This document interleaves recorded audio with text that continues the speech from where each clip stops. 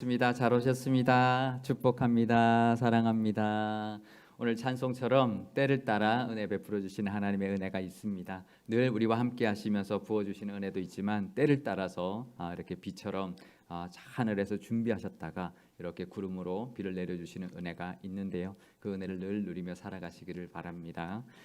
오늘은 이삭에 대하여 은혜를 나눠보려고 합니다. 제가 제목을 아브라함의 아들 야곱의 아버지 이삭 이렇게 정해봤는데요. 그 이유가 있습니다. 왜냐하면 우리가 이삭이 좀 이렇게 별로 부각되지 않을 때가 참 많이 있어요. 우리가 성경을 읽다가 창세기를 읽다 보면 이삭은 아브라함에게 묻히고 또 야곱 아들의 야곱에게 묻혀서 별로 부각되지 않을 때가 참 많이 있는데 사실 이 이삭만 온전히 이삭 혼자만 온전히 나오는 성경의 부분도 오늘 본문이 들어있는 창세기 26장밖에 없습니다. 25장까지 아브라함하고 같이 나와요.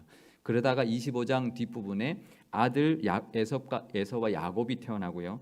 그 다음에 26장에 온전히 이삭만 나오고 27장부터는 야곱의 이야기로 넘어갑니다. 그래서 이제 이삭의 이야기가 별로 없어요. 저도 쭉 그동안 이제 수요 설교를 쭉 이런저런 설교를 쭉 해왔지만 시리즈로 해왔지만 이삭에 대해서는 거의 안 했더라고요. 이삭은 거의 건너뛰고 아브라함 이야기하다가 야곱으로 넘어갔던 것 같습니다.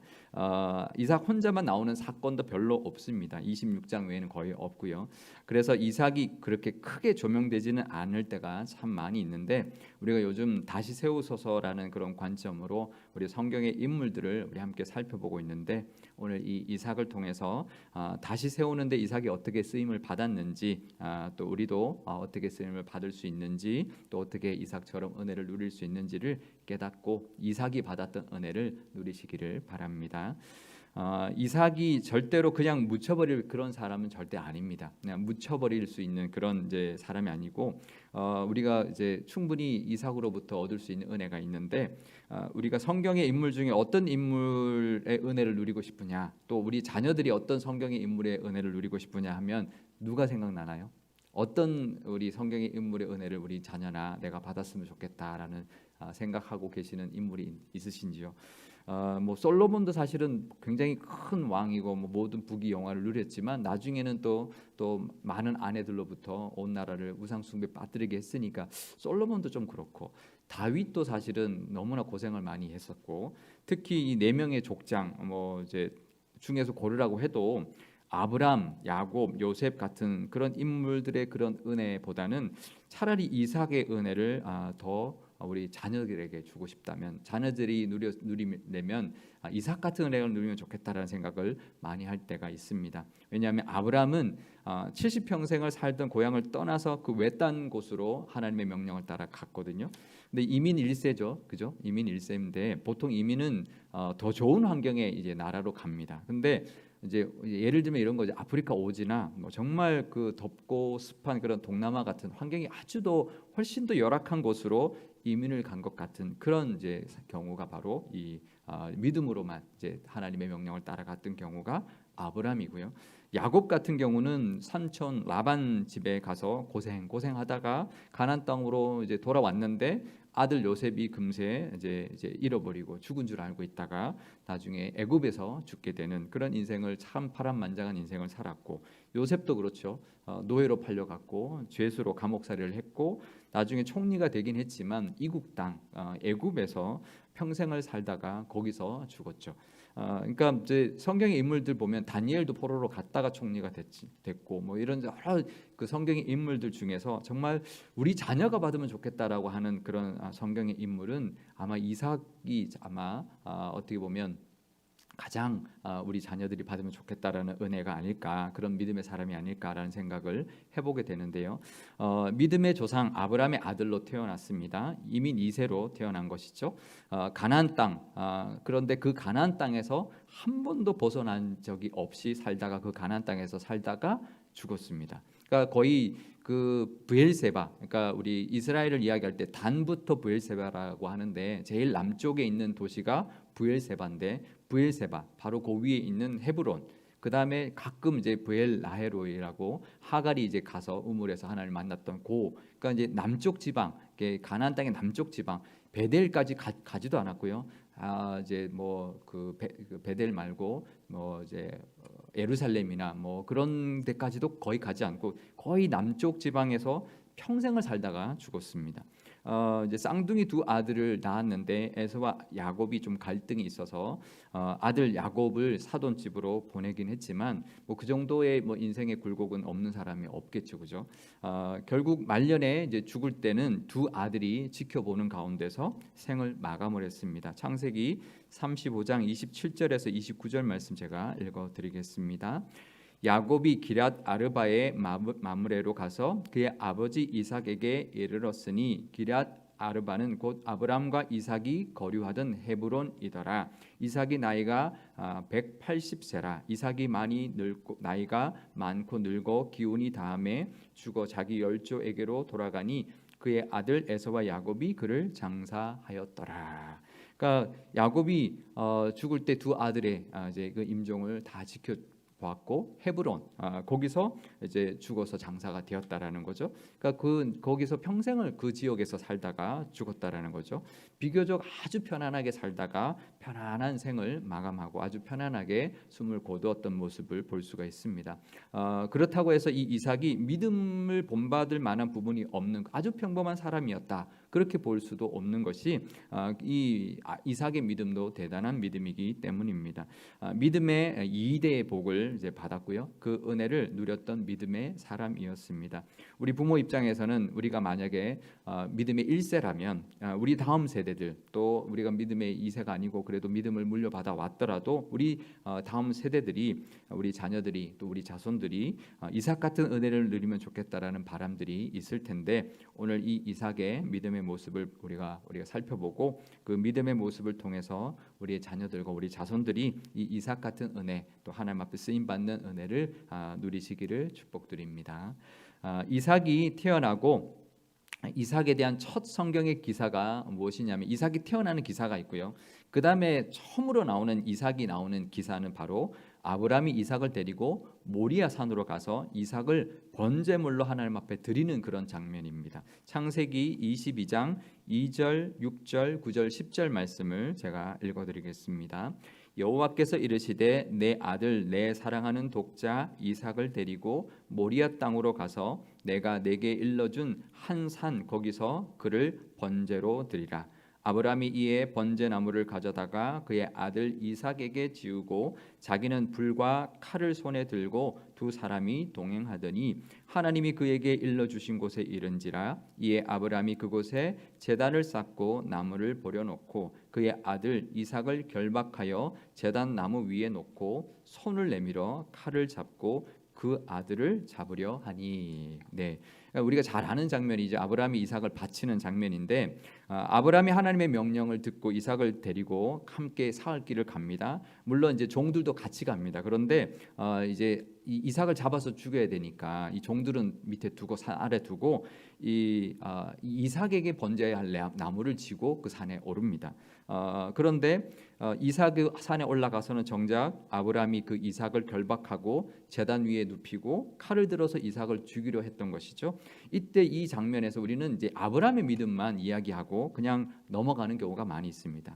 우리가 이때 놓치지 말아야 할 것이 또 하나가 있는데 이삭의 믿음입니다. 이때 이삭의 나이가 얼마였을까요? 어느 정도 됐을까요?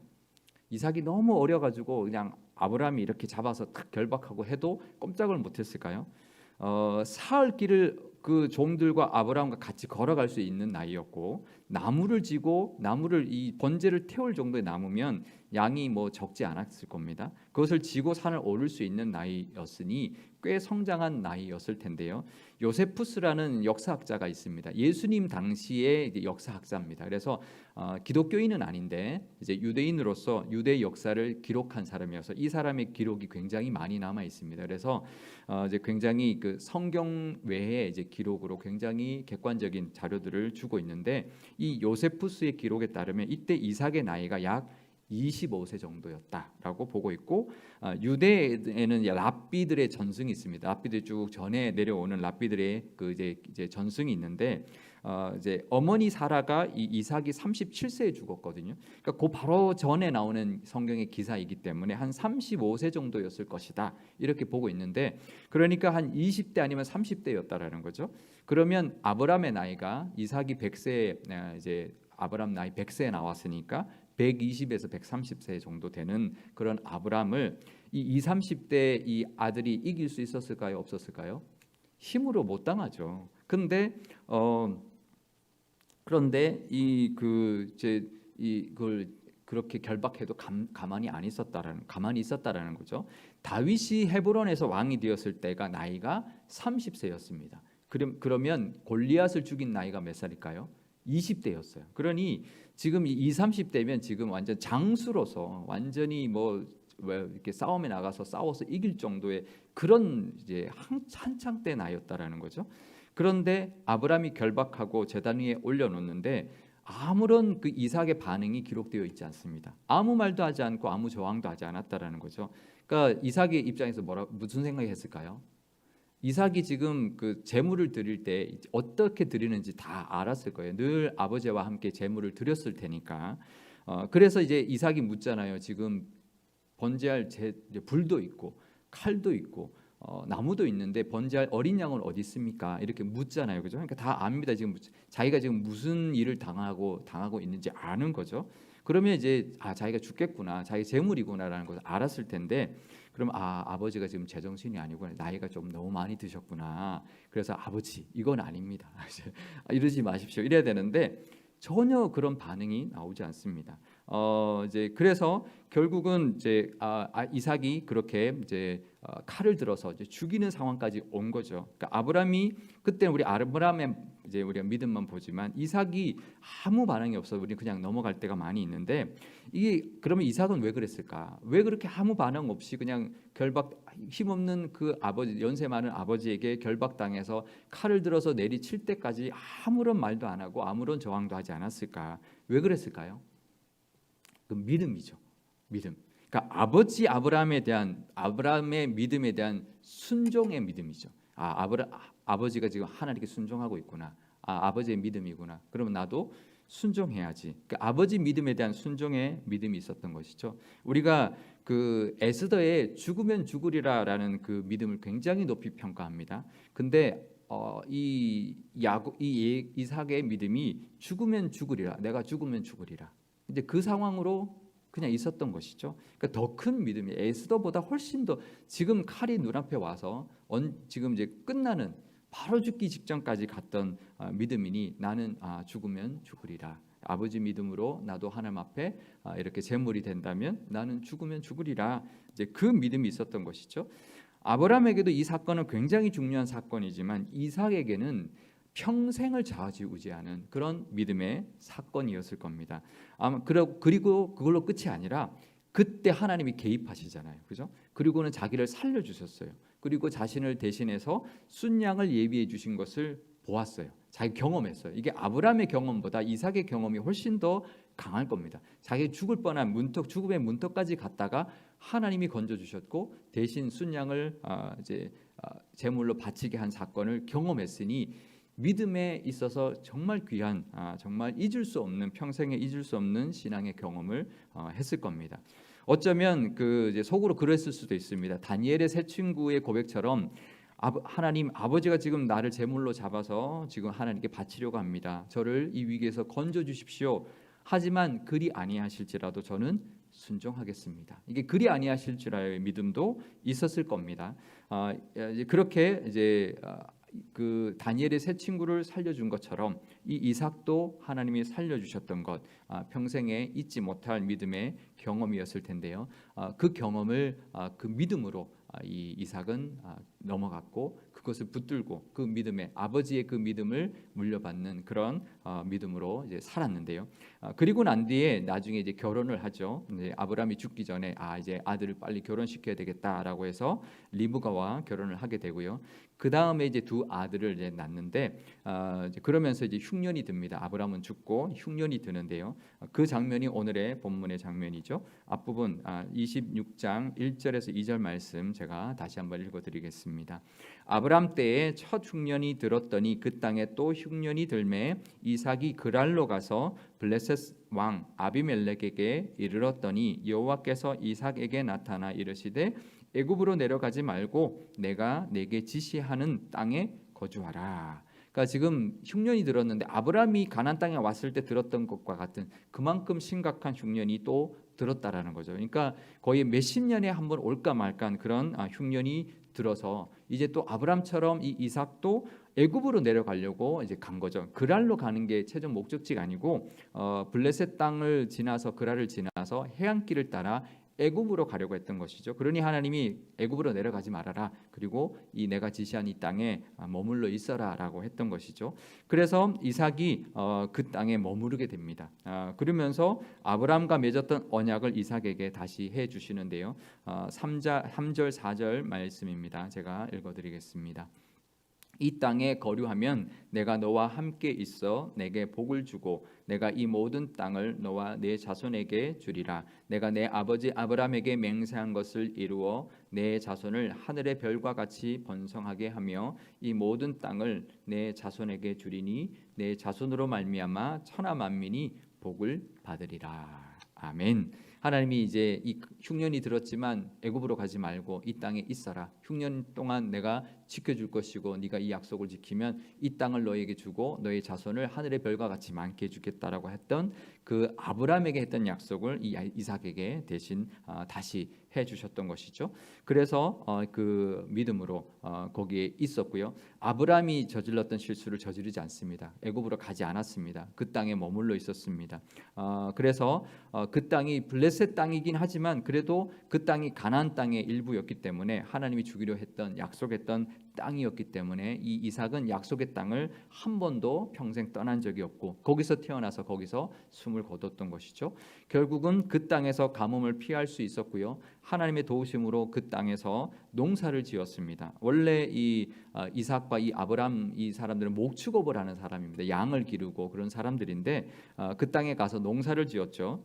창세기 26장 12절에서 13절 말씀 제가 읽어드리겠습니다. 이삭이 그 땅에서 농사하여 그 해에 100배나 얻었고 여호와께서 복을 주심으로 그 사람이 창대하고 왕성하여 마침내 거부가 되어. 그러니까 원래 아브라함의 재산을 물려받았기 때문에 가축은 많았지만 그런데 그 가뭄 때에 그 그랄 땅에 가서 농사를 지었는데 100배의 수확을 얻음으로 거부가 되었다라는 거죠. 그러니까 이 흉년 때 농사를 짓는데 100배 수확을 얻었다. 이건 기적이죠. 왜냐하면 그 당시 기록에 보면 예수님도 보면 내가 30배 60배, 100배 결실을 하게 하겠다라고 이제 예를 많이 드시는데 이 보통 수확이 해봐야 한 2, 30배, 많아야 50배. 풍년이 들어도 50배 수확하면 정말 이제 풍작이라고 하는데 100배는 이거는 이제 이게 보통 하나님 도움 없이는 이룰 수 없는 수확이 100배 수확인데요. 이게 풍년이 아니라 흉년 때 이 100배 수확을 얻었다는 거죠.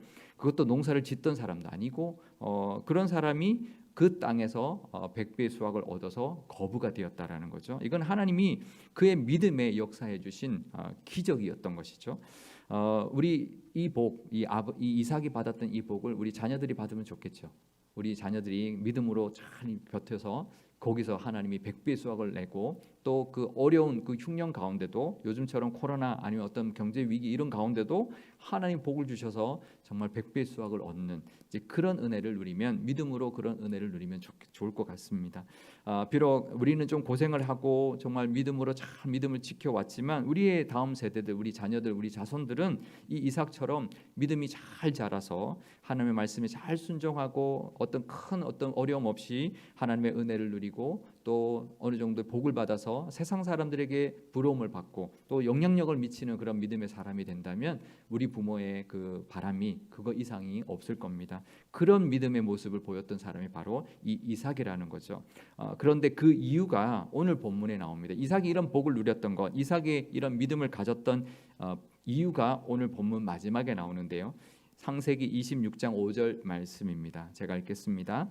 이는 아브라함이 내 말을 순종하고 내 명령과 내 계명과 내 율례와 내 법도를 지켰음이라 하시니라. 그러니까 이삭이 이 복을 받는 거, 이렇게 그랄 땅에서 100배 수확을 얻는 거, 이삭의 믿음이기도 하지만 너의 아버지 아브라함이 믿음이 좋아서 잘 하나님의 명령에 순종했기 때문에 네가 이 복을 받는 거야. 이제 그 말씀을 해주신 거죠.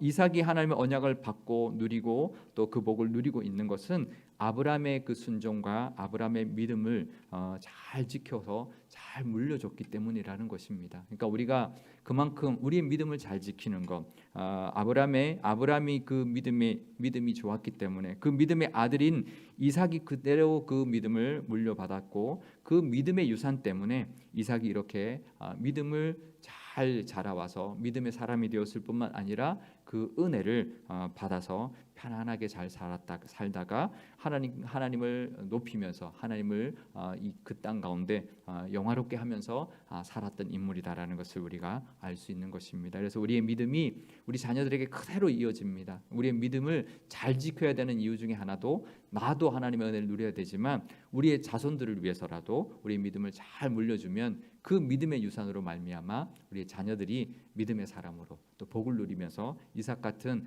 그런 믿음의 사람들이 다 될 줄 믿습니다. 그 복이 있으시기를 바랍니다. 그러니까 나 때문뿐만 아니라 우리 자녀 때문에라도 더욱 하나님 앞에 의지하고 하나님의 순종하며 살아가시는 저와 여러분 되시기를 바랍니다. 그런데 이 이삭에게도 위기는 있죠. 첫 번째 그 흉년의 위기도 있었지만 그 가뭄의 위기에 또 순종해서 그 그랄 땅에 살았는데 이번에는 그 블레셋 사람들에게 시기를 받는 위기를 맞이하게 됩니다. 창세기 26장 14절에서 15절 말씀인데요. 양과 소가 때를 이루고 종이 심히 많음으로 블레셋 사람이 그를 시기하여 그 아버지 아브람 때에 그 아버지의 종들이 판 우물을 모든 우물을 막고 흙으로 메웠더라. 그러니까 이삭이 가랄 땅에 이주해 와서 이제 농사져서 막 백배 수확을 얻어서 갑부가 되니까 블레셋 사람들이 시기하죠. 왜냐하면 흉년 때니까 자기들은 지금 별로 그렇게 좋은 수확을 못 냈을 텐데 이 이삭이 그 좋은 수확을 내서 갑부가 되니까 시기 질투했던 것이죠. 그래서 아브라함이 팠던 그 우물, 그 아들에게 물려줬던 우물들을 다 막아버렸다라는 거예요.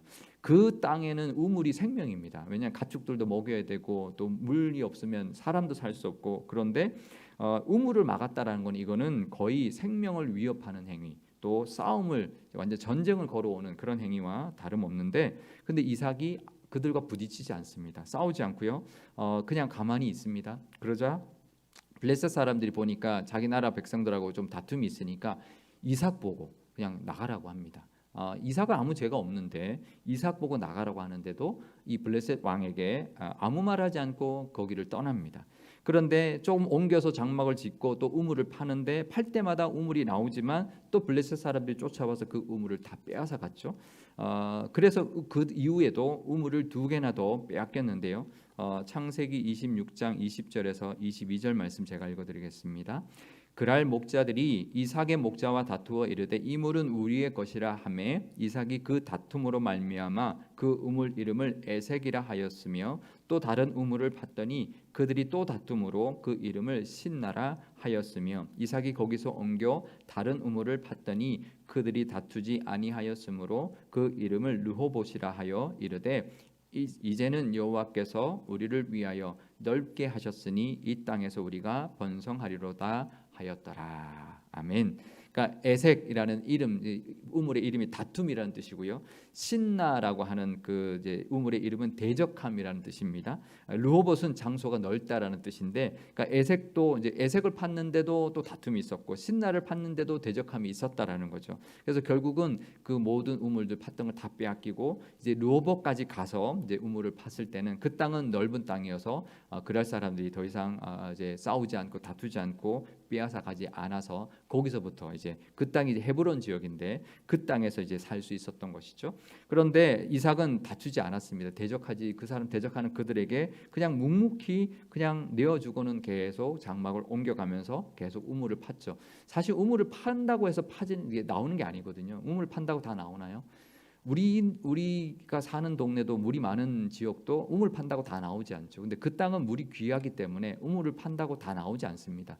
그래서 물이 터져 나왔다고 우물을 파서 잔치를 벌이죠. 그러니까 그만큼 우물이 어려운데 우물을 찾기가 어려운데 이삭은 파는 우물마다 물이 터져 나왔어요. 그런데 이제 계속 뺏기는 거죠. 그런데도 이제 그것을 다 그냥 양보하고 계속 이제 옮겨갑니다. 그런데 이제 그 모습을 보고 정말 그래도 계속 옮겨가면서 우물을 팔 때마다 나오는 그 모습을 보고 블레셋 왕 아비멜렉이 이삭에게 찾아옵니다. 그 다음에 나오는 장면인데요. 불가침 조약을 맺자라고, 화친 조약을 맺자라고 찾아옵니다. 그러니까 블레셋 왕이 보니까 이제 계속 이제 우물을 파면 또 나오고 계속 이렇게 이 흉년 가운데도 계속 이게 부가 쌓여가고 하니까 이거는 하나님이 도우심이 아니면, 그의 신이 도우심이 아니면 이거는 있을 수 없는 거구나. 그러니 블레셋이라는 나라의 왕이 한 시족의 족장에게 우리 화친하자, 서로 싸우지 말자, 서로 다투지 말고 서로 침입하지 말자라는 조약을 맺자고 했던 것이죠. 그 장면 읽어드리겠습니다. 창세기 26장 26절과 28절 29절 말씀입니다. 아비멜렉이 그 친구 아우삿과 군대 장관 비골과 더불어 그랄에서부터 이삭에게로 온지라. 그들이 이르되 여호와께서 너와 함께 계심을 우리가 분명히 보았으므로 우리 사이 곧 우리와 너 사이에 맹세하여 너와 계약을 맺으리라 하였노라. 너는 우리를 해하지 말라. 이는 우리가 너를 범하지 아니하고 선한 일만 내게 행하여 내가 평안히 가게 하였음이니라. 이제 너는 여호와께 복을 받은 자니라. 그러니까 이제 뭐 이 블레셋 왕은 잘 모르죠. 그러니까 이제 백성들이 괴롭혀서 갔는데도 우리가 편안하게 보내줬으니까 너가 보니까 하나님의 은혜를 누려서 이렇게 힘이 장대해져 가니까 우리가 서로 침입하지 말고 서로 화친하게 지내자라고 했던 것이죠. 그런데 이제 보니까 하나님이 함께 하시는 게 분명히 보였던 것이죠. 복을 누리는 거 분명히 봤다라는 거죠. 그래서 이 블레셋 왕 이 사람의 입에서 하나님이 너에게 복을 주는 것, 너는 하나님께 복을 받은 사람이다라는 것을 이제 그 사람의 입에서 이제 나오게 했던 것이죠. 결국은 믿음의 모습이 세상 사람들에게도 나타났다라는 거죠.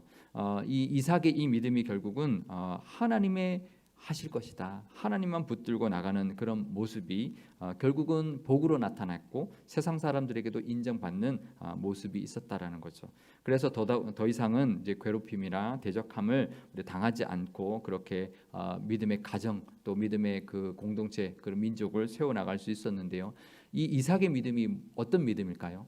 이 믿음은 어떤 어려움, 뭐 가뭄이라든지 아니면 아버지의 어떤 그런 죽이려고 하는 그 모습까지도, 어쩌면 또 우물을 빼앗기는 그 모든 상황 속에서도 꿋꿋이 버텨내는 믿음입니다. 그죠? 하나님만 바라보면서 그냥 버티는 거죠. 대적하지 않고 버텨내는 믿음이죠. 그러니까 모리아 산에도 그랬었고, 그러니까 또 가뭄 때도 그랬고, 그랄 땅에서 우물을 뺏길 때도 그랬고, 어쩌면 아무것도 안 하는 것 같지만 아무것도 안 하는 게 아니었습니다. 버티는 것이었습니다. 제가 예전에 한번 나눴던 예화 중에 하나가 씨름 선수 이야기 했는데요. 씨름 선수들이 그 씨름 경기하는 도중에 여러 가지 기술을 쓰지만 제일 많이 쓰는 거는 뭐냐면 공격 기술보다는 방어 기술입니다. 버티는 겁니다. 버텨내야죠, 그죠? 근데 그냥 버틸 수 있는 게 아닙니다. 근력이 있어야 버팁니다. 팔에 힘이 있어야 되고 다리에 힘이 있어야 돼요. 우리도 믿음의 이 이삭 같은 믿음의 근력이 있어야 합니다. 어려울 때 버틸 수 있는 힘, 정말 가물어도 버틸 수 있고 하나님 의지하고 그 땅에 머무를 수 있는 힘, 정말 죽이려고 해도 버틸 수 있는 힘, 정말 다 빼앗아도 정말 억울하고 정말 다 빼앗기는 것 같아도 하나님만 바라보면서 버틸 수 있는 믿음의 힘, 그것이 이 이삭의 믿음이었습니다. 그래서 어떻게 보면 굉장히 무기력해 보이고 어쩌면 이렇게 가만히 있냐 그렇게 보이지만 가만히 있는 것이 아닙니다. 버티는 것입니다. 어쩌면 우리가 이 너무나 그냥 아무것도 안 하는 것처럼, 그래서 빼앗기기만 하고 그냥 가만히 있는 것처럼 보이지만 하나님만 바라보았던, 하나님의 역사하심만 이제 바라보았던 그런 믿음의 사람이었다라는 거죠. 그러니까 이 이삭의 믿음은 뭐냐면 아무것도 안 한 것이 아니라 믿음이라는 행동을 하고 있었던 것이죠. 우리가 보기에는 아무것도 안 하는 거지만 버티고 있는 믿음의 행동을 했던 것이고요. 빼앗기기만 한 것이 아니라 그 믿음의 버팀으로 말미암아 하나님이 주시는 복과 은혜를 받았던 사람입니다. 그러니까 안 한 것이 아니라 한 것이고 빼앗긴 것이 아니라 얻은 것이죠. 그러면 이 이삭의 믿음 대단한 믿음이고 우리가 본받을 수 있는 믿음, 우리 자녀가 가지면 좋겠다라고 하는 믿음인 것이죠. 결국은 이삭은 그래서 사람들이나 위기나 이런 걸 통해서 무너진 사람이 아니라 굳건하게 버텨서 세워졌던 사람이었습니다. 부유해졌고 외적인 힘도 가질 수 있었던 그런 사람입니다. 그래서 사람들이 처음에는 무시하고 했지만 나중에는 그 누구도 무시할 수 없는, 함부로 할 수 없는 믿음의 사람이 되었던 것이죠. 그렇게 족장으로서 인정받는 사람이 되었고, 또 아브라함의 대를 이어서 믿음의 족속, 하나님이 택하신 믿음의 민족을 세워나가는데 귀하게 쓰임받았던 또 한 사람의 족장으로서 하나님 앞에 쓰임받고 그 은혜를 누렸던 사람인데요. 우리도 그 복을 받으시고, 우리 교회도 그 복을 받으시고, 우리 자녀들도 그 복을 받으시기를 바랍니다. 그 이삭의 믿음이 있어서 그 하나님의 은혜를 이삭처럼 누리며 또 이 땅 가운데 그 하나님을 증거하며 살아가시는 저와 여러분과 우리 교회 되시기를 축복합니다. 오늘 기도할 때 이렇게 기도하면 좋겠습니다. 하나님께서 다시 세워주시겠다 약속해 주셨는데 요즘 코로나가 다시 확산되고 있습니다. 그러니 하나님 우리 교회와 우리 교우들, 우리 가족들을 하나님 지켜주십시오. 그래서 온전히 다시 세워지게 해달라고 기도하면 좋겠고요.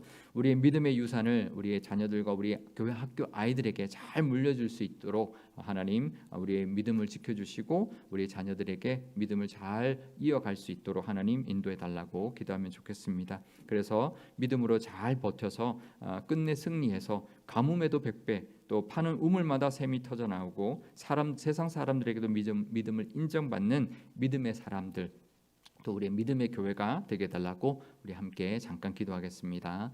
아버지 하나님 감사합니다. 오늘도 이렇게 하나님의 말씀을 듣고 또 이 수요 예배 나와 하나님 앞에 예배하고 또 찬송하고 하나님 앞에 기도합니다. 하나님은 다시 코로나가 확산되어서 하나님 또 하나님 불안한 이 상황 속에 있습니다. 특별히 우리 젊은이들이 하나님 많이 확진되고 있는데 우리 자녀들을 지켜주옵소서. 또 우리 자녀들 때문에 우리 부모 형제들이 또 감염되지 않도록 하나님께서 지켜보호하여 주옵소서. 이 코로나 상황 속에서도 하나님 1년 반 동안 하나님 우리 교회 교우들 아무도 코로나에 걸리지 않도록 하나님 지켜주셨습니다. 다시 세워주시겠다 약속하셨으니 하나님 끝날 때까지 하나님 지켜주시고 온전히 세워주시는 우리 교회 우리 교우들 다 되게 하여 주옵소서. 우리의 믿음의 유산을 하나님 지켜주시고 우리의 믿음의 유산을 우리 자녀들과 우리 교회 학교 아이들에게 잘 물려줄 수 있도록 하나님께서 인도하여 주옵소서. 그래서 우리의 믿음을 잘 지키는 것, 그것으로 말미암아 우리 자녀들이 이삭 같은 복을 누리게 하여 주옵소서. 이 세상에서 믿음으로 꿋꿋이 잘 버텨내게 하시고 끝내 하나님이 주시는 승리를 맛보며 살아가는 우리 자녀들과 우리들이 되게 하여 주옵소서. 가뭄에도 100배 수확을 얻게 하시고 파는 우물마다 샘이 터져나오게 하시고 세상 사람들에게도 믿음을 인정받는 우리 모두가 우리 교회가 되게 하여 주옵소서. 하나님의 은혜를 바라봅니다. 하나님의 은혜를 바라보고 어떤 위기 가운데서도 버티게 하여 주셔서 하나님의 은혜가 우리 삶 가운데 하나님의 복을 누리며 살아가는 우리 모두 또 우리 교회가 되게 하여 주옵소서. 아버지 하나님, 코로나가 다시 확산세에 들어가고 있습니다. 4차 유행이 또 하나님 코앞에 와 있는데 특별히 이번에는 하나님 젊은이들이 많이 감염되고 있습니다. 우리의 자녀들, 우리 교회 학교의 아이들 하나님 지켜보호하여 주옵소서. 하나님 다시 세워주시겠다 약속하셨습니다. 하나님 우리 교우들 그동안 지켜주셨으니 앞으로도 하나님 지켜보호하여 주시고 온전히 다시 세워지는 교회와 모든 교우들이 되게 하여 주옵소서. 건강도 지켜주시고 경제도 지켜주시고 하나님 믿음도 하나님 지켜주옵소서. 하나님 우리의 믿음을 하나님 잘 지켜서 우리의 자손들에게 잘 물려주는 믿음의 유산이 있게 하여 주옵소서. 그래서 우리 자녀들이 우리의 믿음을 보고 하나님의 그 은혜를 누리게 하시며 믿음이 잘 자라서 믿음의 사람들 우리보다도 더 큰 믿음으로 하나님 앞에 더 큰 은혜를 누리고 더 크게 쓰임받는 믿음의 우리의 자녀들이 다 되게 하여 주옵소서. 이 세상에서 믿음으로 살아가게 하여 주옵소서. 세상 살아가는 거 살아보니 참 만만치가 않습니다. 하지만 하나님 믿음으로 꿋꿋이 버티며 살아가는 우리 자녀들 되게 하여 주옵소서. 그래서 하나님 가뭄 때에도 100배 수확을 얻게 하시고 파는 우물마다 샘물 터져나게 하시며 또 세상 사람들에게도 그 믿음을 인정받는 믿음의 사람들 다 되게 하여 주옵소서. 우리 교회도 그런 교회가 되기를 원합니다. 하나님 앞으로 하나님 큰 하나님의 결실들을 있게 하여 주시고 하나님이 주시기를 원하시는 모든 복과 은혜를 받아 누리는 교회가 되게 하여 주셔서 하나님이 원하시는 사명 감당하게 하시고 이 지역을 복음화하며 또 하나님이 원하시는 사명 감당함으로 하나님의 능력을 이 땅 가운데 드러내고 하나님을 영화롭게 하는 교회가 되게 하여 주옵소서. 감사드리며 예수님의 이름으로 기도드리옵나이다. 아멘. 네, 우리 찬송